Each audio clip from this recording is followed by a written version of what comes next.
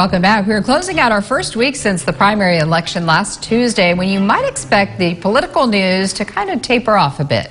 Instead, it was quite the opposite. 17's Maddie Gannon is here with your political rundown. Moses, Tammy, it was a frantic week for our lawmakers in Sacramento as California's new fiscal year draws near, and a lively 7 days for our congressmen on Capitol Hill, all while we still await final outcomes in most of Tuesday's primary races, where according to the Secretary of State, Kern still has over 50,000 ballots left to process. A presentation I made today showed the Sacramento County election process, and they have it all detailed when, on what day, what time our results going to be updated. Here in Kern County is a crapshoot.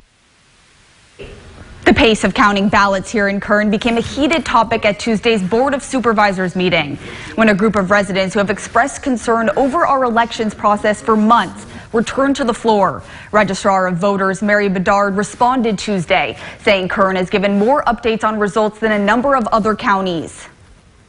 The next item on our agenda would be item 16. This is an item under Auditor, Controller, County Clerk. All right, let's go.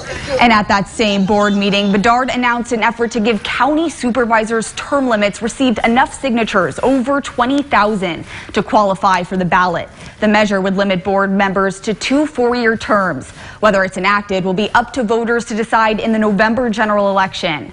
And lawmakers at the state capitol were scrambling this week, putting together a new $300 billion budget that includes a record-shattering nearly $100 billion surplus, as California's start of a new fiscal year on July 1st looms near. Kern's lawmakers in Sacramento responded to the plan the legislator sent to Governor Newsom on Monday, which includes funds for housing, schools, transportation, and infrastructure. Democratic Assemblyman Rudy Salas praised the proposal, saying he's proud of the budget's rainy day reserve fund. Assemblyman and Vice Chair of the Budget Committee Vince Fong took his disappointment to the floor. But with nearly $100 billion in surplus, the proposal before us still fails to adequately address critical and core crises facing our state, from a devastating drought to catastrophic wildfires to a potentially crippling power shortage.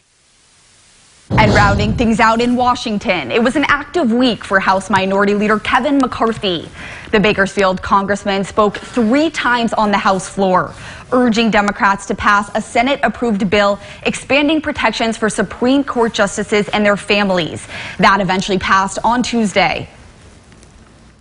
By passing this bill as is, we are sending a clear message to the left-wing radicals. You cannot intimidate the Supreme Court justices.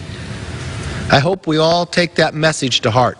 Leading election law. Also on Tuesday, McCarthy was mentioned during the January 6 panel's second public hearing. In video testimony, former President Donald Trump's campaign manager Bill Stepien said he and Kevin McCarthy met with Trump about mail-in voting ahead of the 2020 election.